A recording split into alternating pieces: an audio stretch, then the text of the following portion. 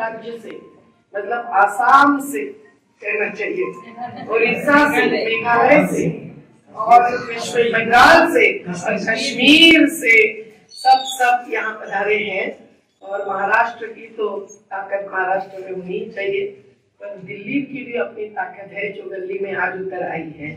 तो हम सब लोग वाराणसी से हो या कहीं से भी हो, जो संघर्ष के युवा साथी खास करके आ गए हैं, और रक्षा ताई जैसे, साधना ताई जैसे, सुनीता ताई जैसे, सुनीति ताई जैसे, श्यामला ताई जैसे, वर्षा ताई जैसे, सुहास ताई जैसे, माधुरी ताई जैसे सब बुजुर्ग महिला शक्ति आई है, उन सबका भी जोरदार जिंदाबाद। नारी के सहभाग बिना, नारी के सहभाग बिना। तो आज हम लोग प्रफुल्लदा की अध्यक्षता में एक प्रकार से बोल रहे हैं। बहुत ही महत्व के समय पर ये संवाद यात्रा का कार्यक्रम आयोजित किया है। और ये विशेष बात है कि हमारे समर्थकों ने ये सोचा कि इस बार यहाँ पहुंचना जरूरी है। और ये संवाद यात्राओं की परंपरा हमारी बहुत पुरानी है, क्योंकि समर्थक जो होते हैं वो कहीं केवल फोटो देखकर या वीडियो देखकर या अखबार में देख कर अगर समर्थन देते हैं तो उसमें बहुत अंतर होता है, दूरी होती है। और जब वो नजदीक आते हैं और देखते हैं, वो चाहे कोई जीवनशाला जैसा कार्य हो, चाहे वो कोई संघर्ष की भूमि पर चल रहा कार्य हो, तो ये सब बहुत महत्व की बात होती है और उससे बहुत फर्क पड़ता है। और आप लोगों से उनका संवाद सही तो बहुत जरूरी है, नहीं तो संवाद यात्रा का क्या अर्थ रहा। आज हम सब लोग देख रहे हैं कि नर्मदा बचाओ आंदोलन के 37 साल पूरे हो चुके हैं 16 अगस्त के रोज, क्योंकि 16 अगस्त वो दिन था जब हम लोगों ने जमलखड़ी के सामने गधेर में बैठकर, गुजरात की भूमि पर बैठकर हमने नर्मदा धरणग्रस्त समिति स्थापन की थी। और पहली मीटिंग के लिए हम जब गए थे तो हमारी डूंगी एक लकड़ी की नाव डूब गई थी और हमको खींच कर निकालकर फिर हम लोग ने गवाड़ में केशवभाई के घर में बैठकर उस समिति की स्थापना की थी। तो दोनों तहसील में महाराष्ट्र के जो अक्कलकुआ और अकराणी यानी अक्का रानी थी या घंडाम उसको अभी कहते हैं, ये दोनों तहसील इसी नंदुरबार जिले के हैं। दोनों तहसील के 33 गाँव में कारभार समिति बनाई गई और उससे कारभार किया गया। वेदिया गायन जैसे गायना गाने वाले नर्मदा नर्मदा नर्मदा करके आज हम लोग सोचते हैं कि वो सब जो परंपरा थी, वो सब परंपरा हम लोगों को कहीं न कहीं जतन करना भी है और अंधश्रद्धा अगर उसमें है तो उसको दूर भी करना है। और यही सोच थी जब हम संघर्ष पे उतरे। तो क्यों उतरे ये भी सबको पता है कि कभी भी सरकार ने या ट्रिब्यूनल बैठा था, पंच बैठे थे ना, महाराष्ट्र मध्य प्रदेश और गुजरात के बीच का झगड़ा छुड़ाने के लिए, लेकिन उन्होंने कभी भी एक भी घर का दर्शन नहीं लिया था, एक भी परिवार से बातचीत नहीं की थी। उन्होंने दर्शन लिया था 3 मंदिरों का, शूलपाणेश्वर, हापेश्वर और कोटेश्वर। तीनों राज्य या महाराष्ट्र गुजरात के सीमा पर रहा शूलपाणेश्वर, इसको न्यायाधीश महोदय देखकर ट्रिब्यूनल का फैसला करते हैं। लेकिन महाराष्ट्र और मध्य प्रदेश ने इस बांध का पूरा विरोध किया था। आज हमें कहते हैं कि हम विरोधी है, तो विकास विरोधी है, गुजरात विरोधी है, राष्ट्र विरोधी है, लेकिन सबसे पहले वो विरोध करते थे और उनको नहीं चाहिए था सरदार सरोवर। लेकिन जब सरदार सरोवर को उस पंचों ने अपना निर्णय लेकर आगे बढ़ाना चाहा, तो कितना अन्याय हुआ है महाराष्ट्र और मध्य प्रदेश पर, ये भी आज देखने नहीं साबित होकर हमें जानने मिल रहा है। क्योंकि महाराष्ट्र और मध्य प्रदेश को एक बूंद पानी पर अधिकार नहीं, और जो बिजली का अधिकार है वो बिजली आज नहीं मिल रही है। इसलिए दोनों राज्य 900 करोड़ और 450 करोड़ की मांग गुजरात के साथ कर रहे हैं। तो बांध का मतलब क्या रहा महाराष्ट्र के लिए और मध्य प्रदेश के लिए, ये सवाल कौन उठाएगा। लेकिन अपने आदिवासियों ने जो सवाल उठाए वो केवल खुद के बारे में नहीं उठाए, वो पूरे ही बांध के बारे में उठाए। ये कैसे हुआ? क्योंकि एक एक महुआ के पेड़ के नीचे मीटिंग करते करते करते जो संगठन बना, उस समय न एक बोट थी, न एक बैलगाड़ी का रास्ता था गांव में जाने का। तो जहां से आप निकलो पैदल चलो और पैदल वापस आओ। एक बात तो याद है कि एक तहसील की मीटिंग सरकार ने लगाई और दूसरे दिन दूसरे तहसील की मीटिंग लगाई, तो हमको 45 किलोमीटर एक ही दिन में चलकर दोनों मीटिंगें करनी पड़ी। तो ये जरूरी था। और दूसरी जो दौड़ते थे हमारे छोटे छोटे बच्चे, जिससे बड़ा होकर अब रुचि मसावे लीडर बन गया है, लेकिन ऐसे बच्चे भी दौड़ते थे। और बूढ़े बूढ़े डाये, वेरजी डाया आज हमारे बीच में है, पेस्ता डाया हमारे बीच में नहीं रहा, तुर्जी डाया हमारा बीमार पड़ा हुआ है, दूसरा राणा डाया यहाँ तक नहीं पहुंच सकता आसानी से, लेकिन उनका डाया गुजर गया। तो भी आज इन सब के जो बच्चे हैं आज हमारे साथ है। कातरड़े जिगर में धर्म सिंह और लाल सिंह तो मिलेंगे ही, लेकिन यहाँ भी ऐसे जो युवा साथी है वही आज हमारी ताकत है। और उन्होंने पंचायतें तो कई सारी जीती हुई है, उसके वर्णन में मैं नहीं जाती हूँ, लेकिन नीमाताई को जनपद का प्रतिनिधि पद मिला तो ओरसिंह गुरुजी की भी मेहनत उसके पीछे है। ओरसिंह गुरुजी नीमाताई के पति हैं, ऐसी अभी उनकी पहचान। और ये निश्चित कि विश्रांति तरावत की सरपंच बन गई और हीरालाल गोपालपुर का सरपंच बन गया, नया नर्मदा नगर का। इन सब लोगों ने जो भी काम अभी तक किया है वो भ्रष्टाचार मुक्त काम किया है। जब भारतीय जनता पार्टी के कुछ लोगों ने नया पर आरोप लगाया, अखबार में दिया, पर उन्होंने ये साबित करके दिखाया जीत लेकर कि कोई भ्रष्टाचार उनके माथे नहीं था। तो ये पूरा आंदोलन से ही एक प्रकार से निर्माण की तरफ जाने का रास्ता जो स्थानीय स्वराज्य संस्था का होता है उसको अपनाने का काम हम आंदोलन वालों ने नहीं किया।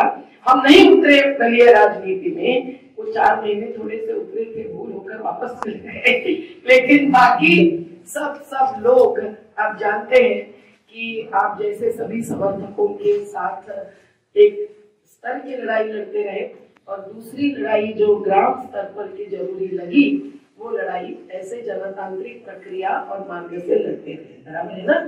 लोकशाही म्हणजे आपण काय म्हणतो, लोकसभा से ऊंची लोकसभा से ऊंची शासन वालों सुन लो आज, शासन वालों सुन लो आज। और ये नारा, ये घोषणा हमने कब दी थी? जब 5000 लोग पैदल चलकर फेर कुआ में गुजरात और मध्य प्रदेश के सीमा पर बैठे थे। वहाँ 21 दिन का अनशन हुआ था, लेकिन 25 जनवरी रात को 12 बजे झंडा फहराते हुए हमने ये घोषणा दी थी। जब विश्व बैंक ने इस बांध को पुनर्विचार करने का निर्णय घोषित किया, अंतरराष्ट्रीय बहुत बड़ी कमेटी बनाई, आखिर में उस कमेटी ने इस बांध को विनाशकारी घोषित करके अपना फंड रोक दिया।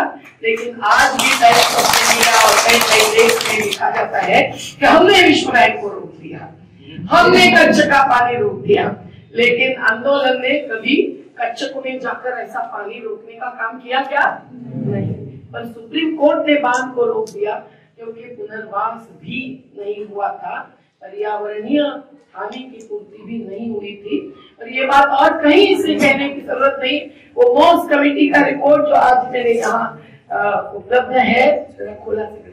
और दूसरा कि जो कोर्ट ने सुनवाई की उसमें कोर्ट ने निश्चित ही ये देखा कि किस प्रकार से ये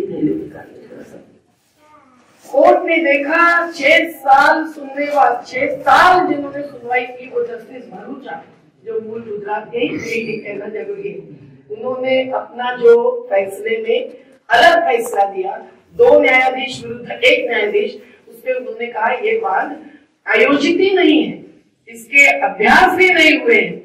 और विश्व बैंक का पहला रिपोर्ट भी बताता है कि कितनी बड़ी सूची उन्होंने जाहिर की थी कि अभ्यास ही नहीं हुआ है, इतने स्टडीज बाकी है।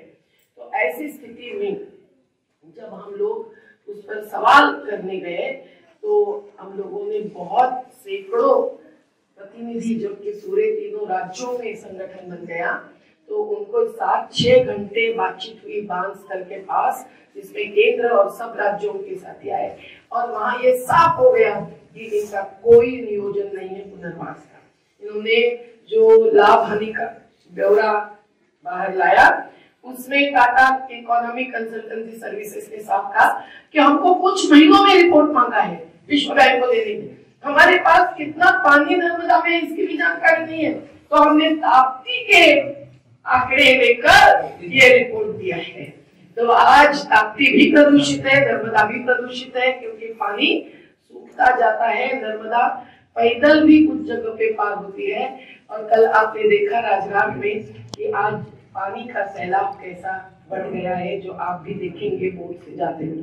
तो साथियों, ये सभी हकीकत एक गली से लेकर दिल्ली तक और दिल्ली से लेकर विश्व बैंक तक पहुंचाने का काम ये सभी साथियों ने, इनके माता पिता दादा दादियों ने, सबने मिलकर किया है।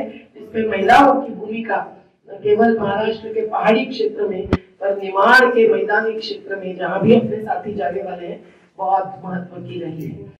बैठती रही, बहुत लाठी चार्ज कभी हुआ, कभी बड़ी गली के सभी लोगों को, पुरुषों को जेल में डाला तो हमको भूमिगत होना पड़ा, पर वहां भी करना बीरेन जी पहुंचे, बीडी शर्मा जी पहुंचे, पैदल चल के बांध से 4-5 किलोमीटर। और ये इतना संघर्ष हुआ कि किसी के नाक से खून बहा, किसी का क्या हुआ, लेकिन पूरे पुलिसों के दफ्तर जिनको उन्होंने किनारे में रखा था उनको बाहर फेंककर हमारी महिलाओं ने आखिर वो संघर्ष जीत लिया। तो आज भी मणिवेली में लेकिन कुछ लोग बाकी है। तो आपको ये आईना दिखाने का मतलब सिक्के के दोनों बाजू आपको दिखाने के सिवाय ये हकीकत पूरी नहीं हो सकती है। तो आज भी ये पुनर्वास की ही नहीं, ये पूरी निर्माण की लड़ाई, क्योंकि एक प्रकार से विस्थापन जब होता है जो अवैध होता है, कई बार लोकतांत्रिक पद्धति से नहीं होता है, लेकिन उसके बाद का जो जीवन है, जो जिंदगी निकालनी है, उसके लिए एक निर्माण का ही रास्ता अपनाना पड़ता है। तो हम लोगों ने उस सत्याग्रह में ये सोचा कि बाहर के जो युवा आपके जैसे आते थे और सैकड़ों लोग आते थे एक बरसात भर में, तो उन्होंने सोचा कि नहीं, कुछ ना कुछ अपने को सीखना सिखाना जरूरी है। तो फिर पार्टी लाई, स्लेट लाई और सीखना चालू हुआ। और गांव की इच्छा थी कि कुछ न कुछ अपनी शाला चालू होनी चाहिए, क्योंकि जो शाला सरकार की वो आपको तुकाराम गुरुजी ने सुना है कि झंडा फहराने के लिए ही शिक्षक 2 बार आते थे, जब भी जनवरी 15 में। तो वो जो पहली जीवन शाला शुरू करने की भावना बन गई। और फिर चिमन खड़ी में स्वास्थ्य और मैं चलते चलते उद्घाटन के लिए जाते जाते सूझ गया कि जीवन शाला नाम देंगे, आश्रम शाला नहीं देंगे। नहीं तो समाज से आश्रम टूटा रहता है, एक कंपाउंड के जैसे दूर रहता है, ऐसा हम नहीं चाहते हैं। वो जीवन का संघर्ष का हिस्सा रहना चाहिए। तो ऐसे करते करते जीवन शालाओं का हुआ। मैं इसमें ज्यादा बात नहीं करती। और फिर एक एक मुद्दा सामने आया। आज हमारा कार्य जब पहले से ही राशन तक बढ़ा, तो घर पहुंच राशन सरकार ने देना चाहिए इसमें, लेकिन उसमें भी बहुत कमियां, उसमें भी कोई भ्रष्टाचार नहीं मिला, कोई अपने में से ही एक हो गया राजनेता और वो भ्रष्टाचार करने लगा, उसके साथ संघर्ष किया। ये सब सोच करके आज स्वास्थ्य था और बहुत मुद्दे पर जो कार्य चल रहा है, वो हमारे नए नए कार्यकर्ता जो अब बहुत पुराने हो गए, अनुभवी हो गए, बहुत ताकतवर हो गए, शिक्षित हो गए, कोई वकील बन गई और कोई फिल्म मेकर बन गए, तो ये सभी अपने अपने माध्यम से इसको आगे बढ़ा रहे हैं। और यहाँ कविता ताई भागवत बैठी है, तो कविता ताई जैसे प्रशिक्षक एक प्रकार के रिसोर्स पर्सन के रूप में हमको जब मिले, हमने उनको पढ़ा और अभी वो पिछले भी कुछ महीने और साल भर में वो प्रशिक्षण देने का काम कर रही है। मैं